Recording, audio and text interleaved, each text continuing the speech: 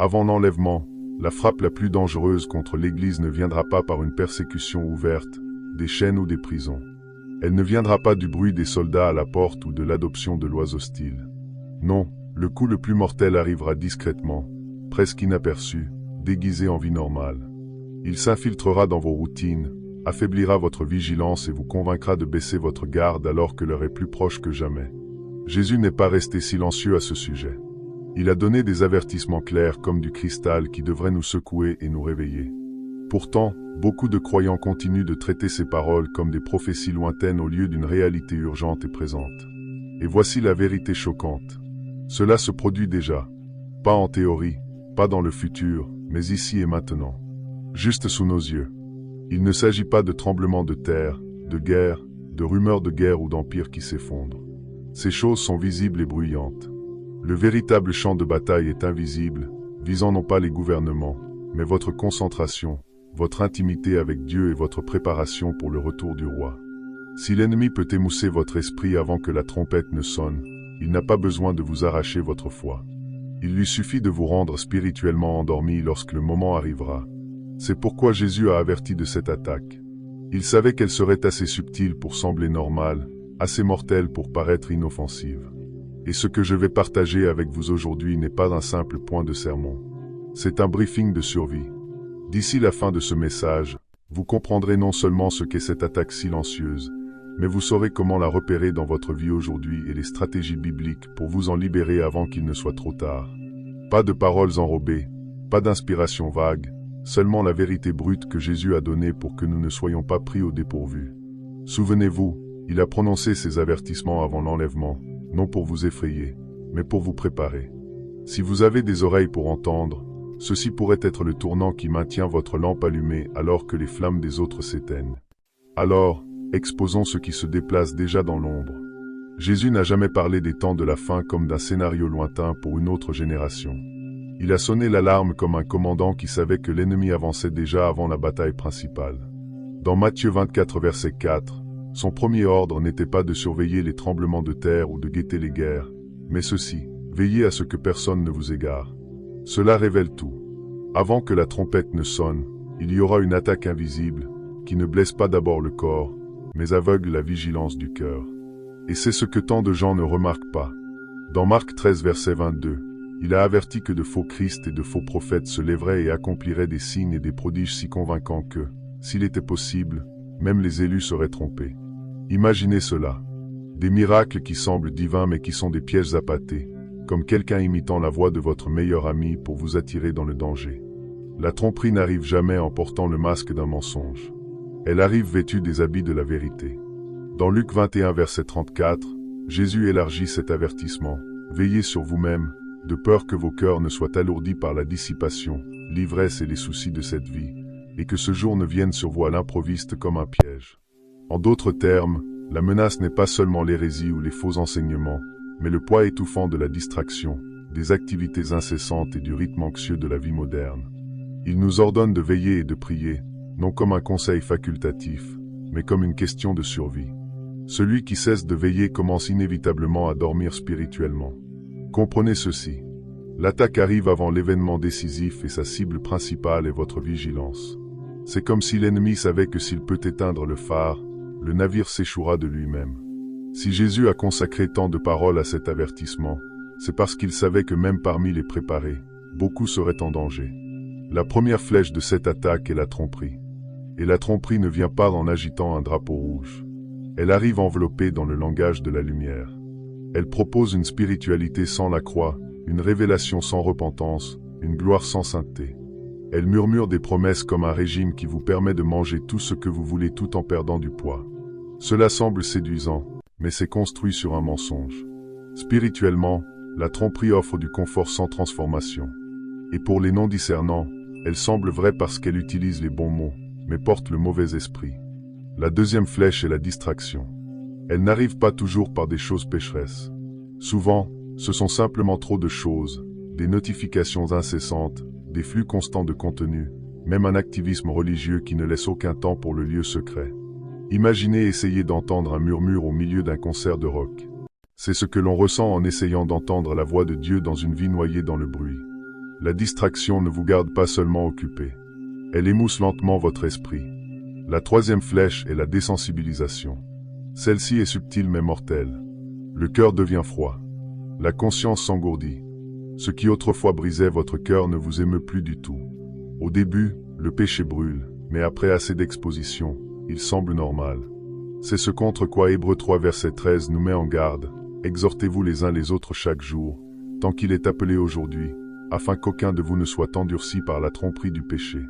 Mettez ces trois flèches ensemble, séduire, occuper, engourdir, et vous voyez clairement le plan de l'ennemi.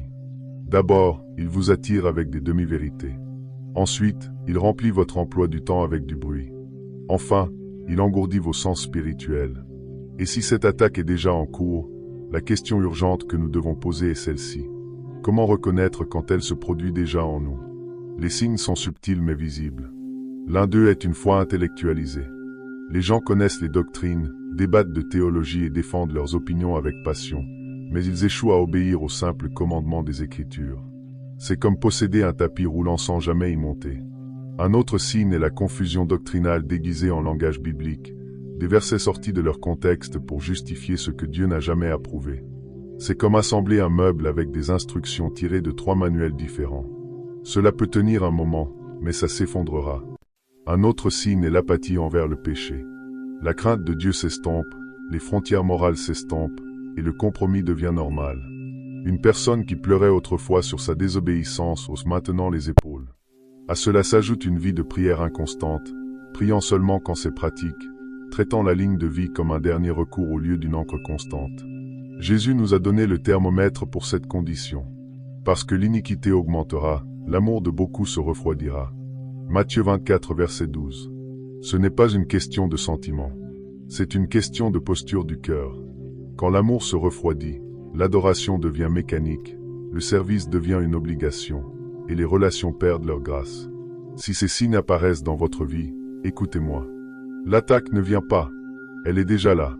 Et voici quelque chose de contre-intuitif.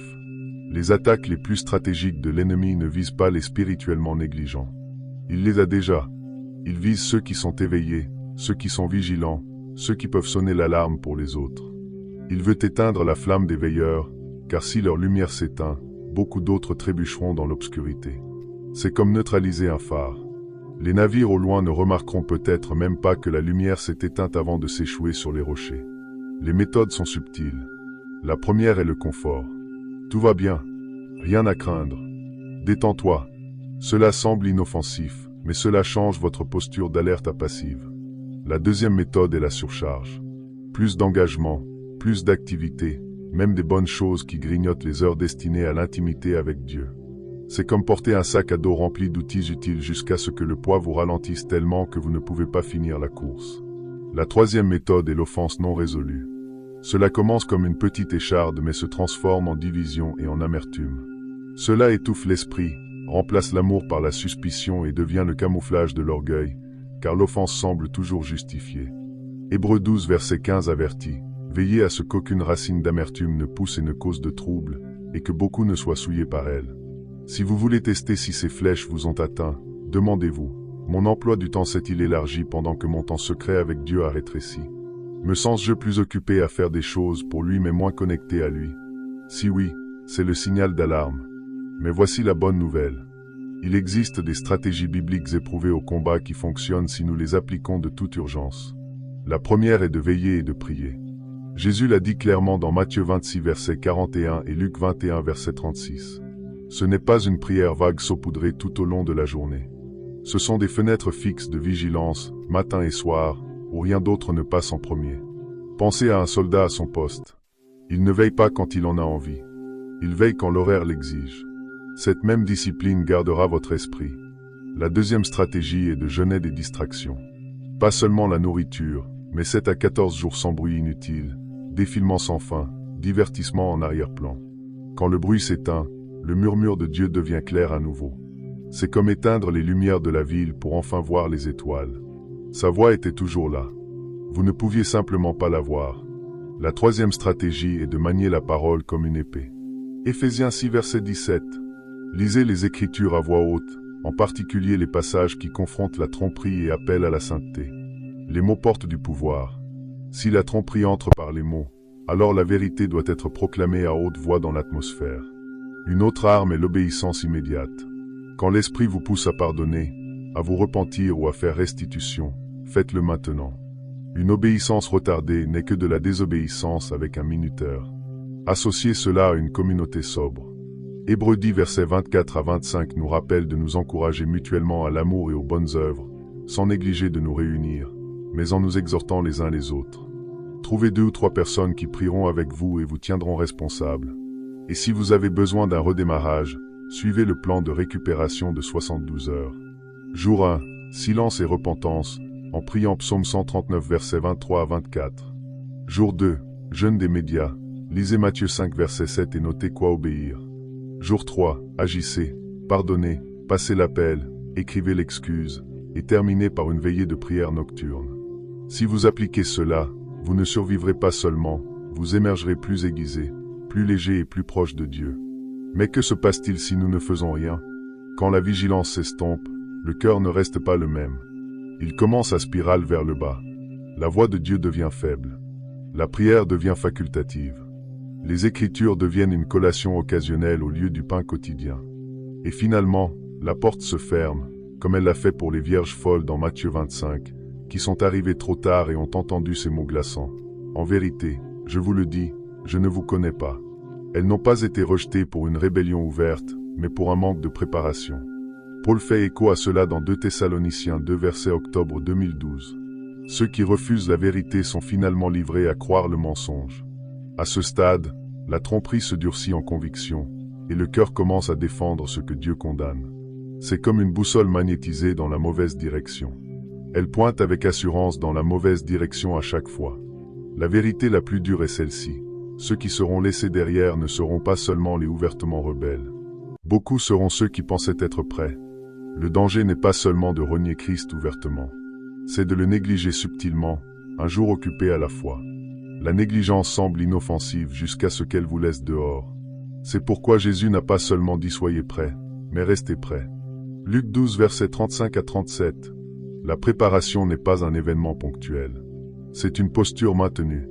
Et maintenant, ayant tracé l'avertissement, la nature de l'attaque, les signes, la cible et les conséquences, la décision vous appartient. Jésus a averti de cette attaque avant l'enlèvement. Elle ne vient pas d'un jour. Elle est déjà là. La vraie question n'est pas « va-t-elle m'atteindre ?» mais « a-t-elle déjà commencé en moi ?» Si votre amour s'est refroidi, si votre lieu secret a rétréci, si les distractions sonnent plus fort que le murmure de Dieu, alors vous avez votre réponse. Alors, que ferez-vous de cette connaissance? Laisserez-vous la tromperie, la distraction et la désensibilisation vous garder engourdi? Ou vous lèverez-vous, veillerez et combattrez? Le plus clairement, dans votre propre vie ou dans l'Église autour de vous. Partagez-le dans les commentaires. Vos mots pourraient être l'alarme qui réveille quelqu'un d'autre sous la même attaque silencieuse. Commencez aujourd'hui. Lancez le plan de récupération de 72 heures. Fixez un temps pour veiller et prier. Envoyez ce message de pardon que l'Esprit vous pousse à envoyer. Chaque pas que vous faites est une déclaration que vous refusez d'être trouvé endormi lorsque la trompette sonnera. Maintenant, je veux avoir de vos nouvelles. Quelle partie de ce message a le plus percé votre cœur? Où voyez-vous cette attaque le plus clairement, dans votre propre vie ou dans l'Église autour de vous? Partagez-le dans les commentaires. Vos mots pourraient être l'alarme qui réveille quelqu'un d'autre sous la même attaque silencieuse. Et avant de partir, abonnez-vous et activez les notifications pour ne jamais manquer une autre parole qui vous prépare pour les jours à venir. Souvenez-vous, ne laissez pas demain vaincre ce qui vous défait déjà aujourd'hui. Restez vigilants. Restez prêts. Élus, ne vous méprenez pas. La bataille que nous livrons n'est pas un simple exercice spirituel. C'est une guerre pour votre âme, pour votre appel, pour votre destinée éternelle. L'ennemi ne se repose pas. Il ne prend pas de pause. Il ne relâche pas sa prise. Et si vous pensez que vous pouvez vous permettre une seule journée de négligence, détrompez-vous. Chaque moment où vous baissez votre garde est une ouverture pour ces flèches. Chaque instant où vous laissez votre lampe s'éteindre est une invitation pour les ténèbres à s'infiltrer. Mais Dieu ne vous a pas laissé sans défense. Il vous a équipé, il vous a armé, il vous a oint pour ce combat. La question est, utiliserez-vous ce qu'il vous a donné? Considérez ceci, l'ennemi ne craint pas vos bonnes intentions. Il ne tremble pas devant vos résolutions passagères. Ce qu'il redoute, c'est un croyant qui se tient debout, ancré dans la vérité, revêtu de l'armure de Dieu, et prêt à brandir l'épée de l'Esprit. Éphésiens 6 verset 17 nous rappelle que la parole de Dieu est cette épée, aiguisée pour trancher les mensonges, pour couper les chaînes, pour disperser les ténèbres. Mais une épée inutilisée reste dans son fourreau, et une parole non proclamée reste silencieuse. Vous devez ouvrir votre bouche. Vous devez déclarer la vérité. Vous devez proclamer la victoire. L'attaque silencieuse dont Jésus a averti ne se limite pas à la tromperie, à la distraction ou à la désensibilisation. Elle s'étend à une quatrième flèche, encore plus insidieuse, l'autosuffisance. C'est la voix qui murmure. Tu peux gérer cela seul. Tu n'as pas besoin de Dieu à chaque instant. Elle vous pousse à compter sur votre propre force, vos propres plans, votre propre sagesse. Mais Proverbes 3 versets 5 à 6 nous ordonne « Confie-toi en l'Éternel de tout ton cœur, et ne t'appuie pas sur ta sagesse. Reconnais-le dans toutes tes voies, et il aplanira tes sentiers. » L'autosuffisance est une illusion. Elle vous éloigne de la source de votre puissance, qui est Dieu lui-même. Et si vous pensez que cette attaque est loin, regardez votre vie. Êtes-vous plus dépendant de vos routines que de la prière? Vos décisions sont-elles guidées par la logique humaine ou par la direction de l'esprit? L'autosuffisance vous fait croire que vous êtes sans contrôle, mais elle vous rend vulnérable. Elle vous fait oublier que sans Dieu, vous ne pouvez rien faire. Jean 15 verset 5 le dit clairement. Sans moi, vous ne pouvez rien faire. Votre force n'est pas dans vos efforts. Elle est dans votre dépendance de Dieu. Alors, comment contrer cette flèche? Revenez à l'humilité. Confessez votre besoin de Dieu. Psaume 51 verset 10 crie « Crée en moi un cœur pur, ô Dieu, et renouvelle en moi un esprit bien disposé. » L'humilité ouvre la porte à la puissance divine. Elle vous repositionne sous l'autorité de Dieu, là où les anges bougent, là où les miracles se produisent, là où les promesses s'accomplissent. L'humilité n'est pas une faiblesse. C'est une arme. C'est la posture qui dit « Seigneur, je ne peux pas, mais toi, tu peux. » Ensuite, restaurez la discipline de la méditation. Josué 1 verset 8 ordonne « Que ce livre de la loi ne s'éloigne pas de ta bouche, médite-le jour et nuit, pour agir fidèlement selon tout ce qui y est écrit. » Méditer sur la parole n'est pas une lecture rapide. C'est plonger dans les Écritures, les laisser pénétrer votre cœur, les laisser façonner vos pensées. Quand vous méditez, vous construisez une forteresse contre les mensonges. Vous aiguisez votre discernement. Vous renforcez votre foi. Et n'oubliez pas la communion. L'ennemi aime isoler. Un croyant isolé est une proie facile. Hébreux 10 verset 25 insiste. N'abandonnons pas notre assemblée, comme c'est la coutume de quelques-uns, mais exhortons-nous mutuellement. Entourez-vous de ceux qui vous poussent vers Dieu, pas loin de lui. Trouvez une communauté qui prie, qui jeûne, qui proclame la vérité. Ensemble, vous êtes une armée. Ensemble, vous êtes inarrêtables. Mais voici l'avertissement, le temps presse. Matthieu 24 verset 44 déclare « C'est pourquoi, vous aussi, tenez-vous prêts, car le Fils de l'homme viendra à l'heure où vous n'y penserez pas. L'heure est incertaine, mais la nécessité de préparation est certaine. Chaque jour où vous négligez votre veille est un jour où l'ennemi gagne du terrain. Chaque prière manquée est une opportunité perdue. Chaque vérité ignorée est une victoire pour les ténèbres. Mais aujourd'hui, vous pouvez changer cela. Prenez position maintenant. Revenez à votre lieu secret. Rallumez votre lampe. Déclarez que vous ne serez pas distrait, trompé ou engourdi. Déclarez que vous êtes un guerrier, pas une victime. Déclarez que vous êtes prêt, pas endormi. Et lorsque vous le faites, le ciel répondra. Les anges bougeront. Les chaînes tomberont. Et l'ennemi s'enfuira. Alors, prions, non pas comme un rituel, mais comme une déclaration de guerre. Père céleste, Roi de gloire, nous nous tenons devant toi, humbles mais audacieux. Nous confessons notre besoin de toi. Nous rejetons l'autosuffisance et embrassons ta puissance. Remplis-nous de ton esprit. Renouvelle notre vigilance. Aiguise notre discernement. Brise chaque flèche de l'ennemi. Que notre foi soit enflammée, notre prière incessante, notre obéissance immédiate. Nous déclarons que nous sommes prêts. Nous sommes éveillés. Nous sommes à toi. Au nom de Jésus, Amen. Maintenant, élus, agissez. Partagez ce feu dans vos paroles, vos actions, votre vie. Le monde a besoin de votre lumière. Le royaume attend votre voix. Et l'ennemi tremble devant votre foi. Restez vigilants. Restez prêts. Élus, ne vous arrêtez pas à cette prière. Ce n'est pas une fin, mais un commencement.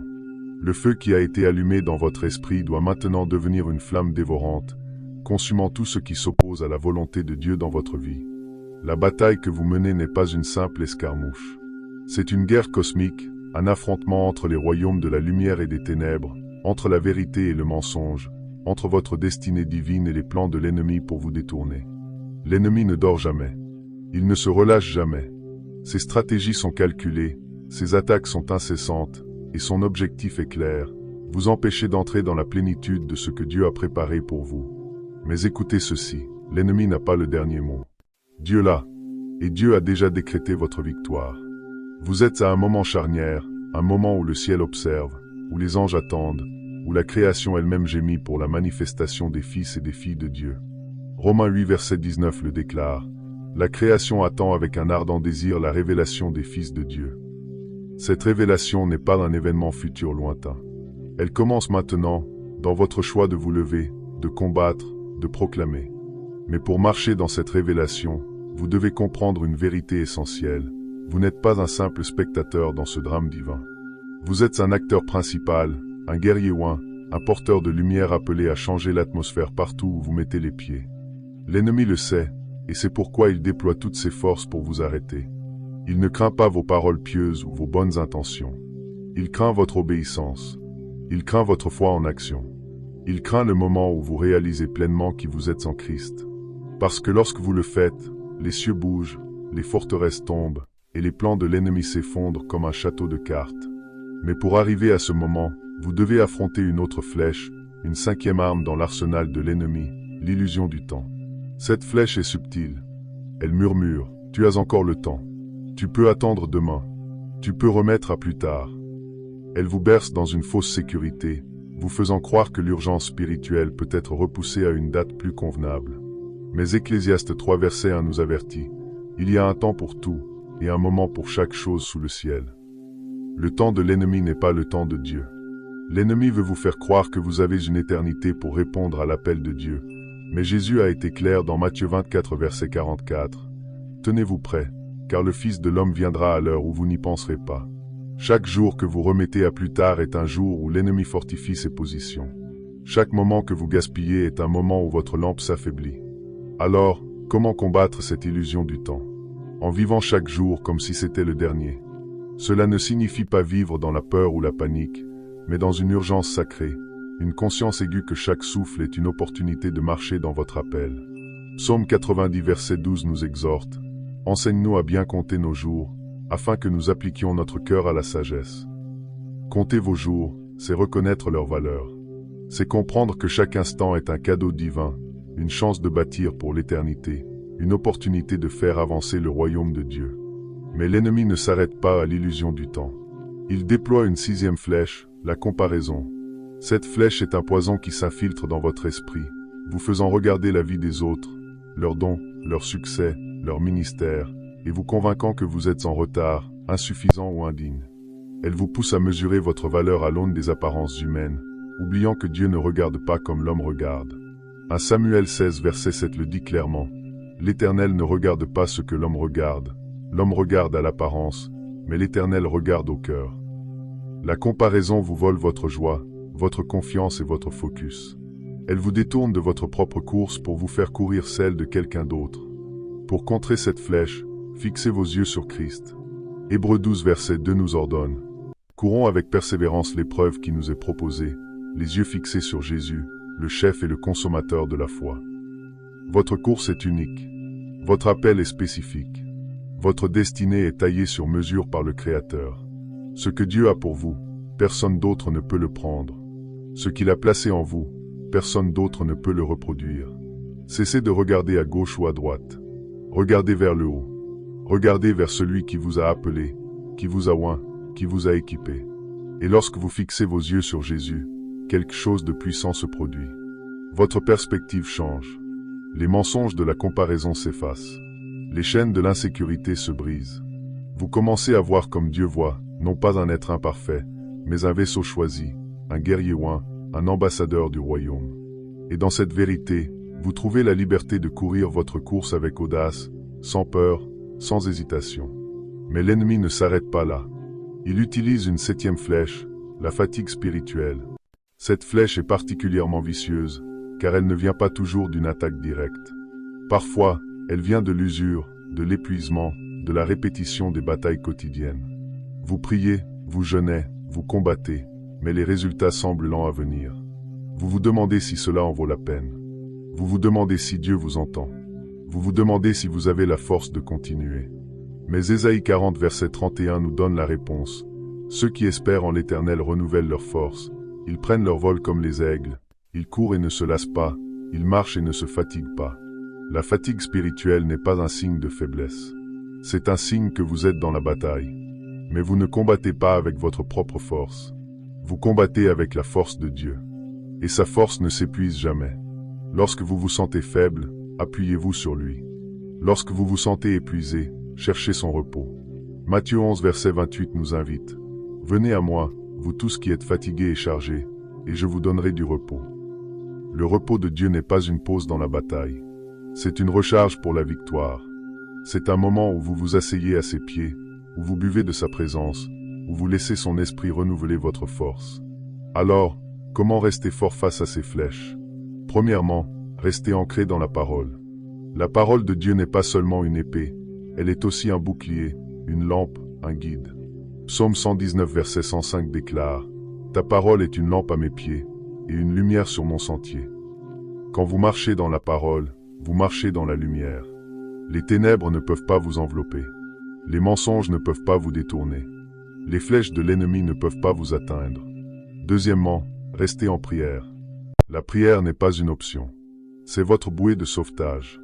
1 Thessaloniciens 5 verset 17 nous ordonne « Priez sans cesse ». Cela ne signifie pas que vous devez passer chaque seconde à genoux, mais que votre cœur doit être en communion constante avec Dieu. Parlez-lui dans les moments tranquilles. Parlez-lui dans les moments bruyants. Parlez-lui lorsque vous êtes fort, et parlez-lui lorsque vous êtes faible. La prière est le fil qui vous relie au trône de Dieu, et ce fil ne peut pas être coupé par l'ennemi. Troisièmement, jeûnez régulièrement. Le jeûne n'est pas seulement un acte de discipline, c'est un acte de guerre. Il affaiblit la chair, renforce l'esprit et ouvre les cieux. Quand Jésus a jeûné 40 jours dans le désert, il n'est pas sorti affaibli, il est sorti rempli de puissance. Luc 4 verset 14 le confirme. Jésus, revêtu de la puissance de l'Esprit, retourna en Galilée. Le jeûne vous positionne pour recevoir une onction nouvelle, un discernement aiguisé, une autorité renforcée. Quatrièmement, restez en communion. Vous n'êtes pas censé combattre seul. L'Église n'est pas un bâtiment, c'est un corps, une famille, une armée.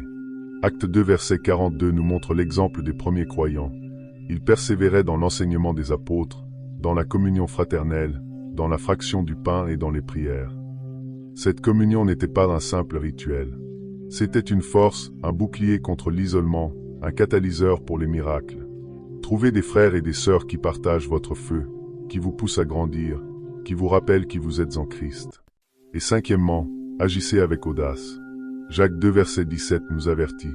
La foi sans les œuvres est morte. Votre foi doit se traduire par des actions. Si Dieu vous appelle à parler, parlez. S'il vous appelle à servir, servez. S'il vous appelle à pardonner, pardonnez. S'il vous appelle à sortir de votre zone de confort, sortez. Chaque pas d'obéissance est une déclaration de guerre contre l'ennemi. Chaque acte de foi est une pierre qui abat un géant. Chaque moment où vous choisissez Dieu plutôt que la peur est une victoire dans les cieux. Mais écoutez ceci, l'ennemi ne se contentera pas de vous regarder avancer. Il contre-attaquera. Il enverra des obstacles, des oppositions, des tempêtes. Ne soyez pas surpris. 1 Pierre 4 verset 12 nous exhorte. Bien-aimés, ne soyez pas surpris des épreuves ardentes qui surviennent pour vous éprouver, comme s'il vous arrivait quelque chose d'étrange. Les épreuves ne sont pas un signe d'échec. Elles sont un signe que vous êtes sur le bon chemin. Les tempêtes ne viennent pas pour vous noyer. Elles viennent pour révéler la force que Dieu a placée en vous. Et lorsque les tempêtes arrivent, souvenez-vous de Marc 4 verset 39. Jésus s'est levé dans la barque, a réprimandé le vent et a dit à la mer, « Silence, tais-toi » Et la tempête s'est calmée. Vous portez cette même autorité. Parlez aux tempêtes de votre vie. Parlez aux vents de confusion. Parlez aux vagues de doute. Dites « Silence » au nom de Jésus. Et regardez la paix de Dieu descendre. Car là où sa parole est proclamée, sa puissance est libérée. Mais pour proclamer cette parole, vous devez la connaître. Plongez dans les Écritures comme un trésor caché. Psaume 119 verset 11 déclare « Je serre ta parole dans mon cœur, afin de ne pas pécher contre toi. » La parole de Dieu est votre carte, votre boussole, votre encre. Elle vous garde aligné, elle vous garde fort, elle vous garde prêt. Et lorsque vous la connaissez, vous pouvez la proclamer avec assurance, sachant que chaque promesse est oui et amen en Christ. 2 Corinthiens 1 verset 20 le confirme, car toutes les promesses de Dieu sont oui en lui, et amen en lui, à la gloire de Dieu par nous. Alors, élus, voici votre appel, vivez comme si chaque jour était un champ de bataille. Pas avec peur, mais avec foi. Pas avec hésitation, mais avec audace. Pas avec faiblesse, mais avec la force de Dieu. Vous n'êtes pas appelés à survivre, vous êtes appelés à régner. Romains 5 verset 17 le déclare, « Si par l'offense d'un seul la mort a régné par ce seul, à plus forte raison ceux qui reçoivent l'abondance de la grâce et du don de la justice régneront-ils dans la vie par le seul Jésus-Christ. » Vous êtes destinés à régner, pas à ramper. Vous êtes destinés à briller, pas à vous cacher. Vous êtes destinés à vaincre, pas à être vaincus. Mais régner exige une discipline. Cela exige que vous restiez vigilants, même lorsque tout semble calme. Cela exige que vous priez, même lorsque tout semble aller bien. Cela exige que vous obéissiez, même lorsque l'obéissance est inconfortable. Et cela exige que vous croyiez, même lorsque les résultats ne sont pas immédiats. Car la foi n'est pas seulement croire en Dieu, c'est croire que Dieu agit, même lorsque vous ne le voyez pas. Hébreux 11 verset 1 nous le rappelle. La foi est l'assurance des choses qu'on espère, la conviction de celles qu'on ne voit pas. Et lorsque vous vivez dans cette foi, vous devenez une menace pour les ténèbres. Vous devenez une lumière que l'ennemi ne peut éteindre. Vous devenez une voix que l'ennemi ne peut réduire au silence. Vous devenez un guerrier que l'ennemi ne peut arrêter. Mais cette transformation ne se produit pas par magie. Elle se produit par des choix quotidiens. Des choix pour prier. Des choix pour lire la parole. Des choix pour obéir. Des choix pour aimer, même lorsque c'est difficile. Des choix pour pardonner, même lorsque cela fait mal. Des choix pour avancer, même lorsque la peur hurle. Et lorsque vous faites ces choix, attendez-vous à des miracles. Attendez-vous à des percées. Attendez-vous à des portes ouvertes. Attendez-vous à des guérisons, des restaurations, des délivrances. Car Dieu n'est pas un spectateur passif. Il est un Dieu actif, un Dieu qui bouge, un Dieu qui répond. Psaume 34 verset 17 déclare « Quand les justes crient, l'Éternel entend, et il les délivre de toute leur détresse. » Votre cri ne tombe pas dans l'oreille d'un sourd. Votre prière ne s'élève pas dans le vide. Votre foi ne passe pas inaperçue. Dieu voit, Dieu entend, Dieu agit. Mais pour voir son action, vous devez rester positionné. Vous devez rester aligné. Vous devez rester prêt. Et cela signifie rejeter tout ce qui vous éloigne de lui. Rejeter l'autosuffisance qui vous fait croire que vous pouvez tout gérer seul. Rejeter la comparaison qui vous fait douter de votre valeur. Rejeter la fatigue qui vous pousse à abandonner. Rejeter l'illusion du temps qui vous fait remettre à demain. Et embrasser la vérité qui vous rend libre. Jean 8 verset 32 le promet. Vous connaîtrez la vérité, et la vérité vous affranchira. Cette vérité n'est pas une idée abstraite. Elle est une personne, Jésus-Christ. Il est la vérité. Il est la lumière. Il est la vie. Et lorsque vous marchez avec lui, vous marchez dans la victoire. Vous marchez dans la puissance. Vous marchez dans la destinée. Mais marcher avec lui exige que vous restiez proche. Cela exige que vous écoutiez sa voix. Cela exige que vous suiviez ses pas. Et cela exige que vous combattiez ses batailles, pas les vôtres. Alors, comment avancer à partir d'ici? Commencez par un inventaire spirituel. Prenez un moment pour examiner votre vie.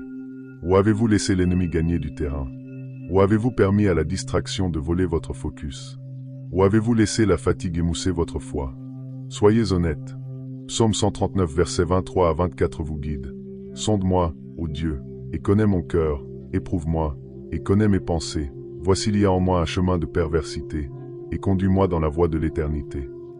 Invitez Dieu à révéler ce qui doit être corrigé. Et lorsqu'il le fait, agissez immédiatement. Ensuite, établissez des disciplines non négociables. Fixez un temps chaque jour pour la prière, un temps pour la parole, un temps pour la louange. Ces disciplines ne sont pas des fardeaux, elles sont des boucliers. Elles vous protègent des flèches de l'ennemi. Elles vous ancrent dans la présence de Dieu. Elles vous préparent pour la bataille. Et lorsque vous êtes discipliné, vous devenez dangereux. Non pas pour les gens autour de vous, mais pour les forces des ténèbres qui cherchent à vous arrêter. Et n'oubliez pas de célébrer les petites victoires.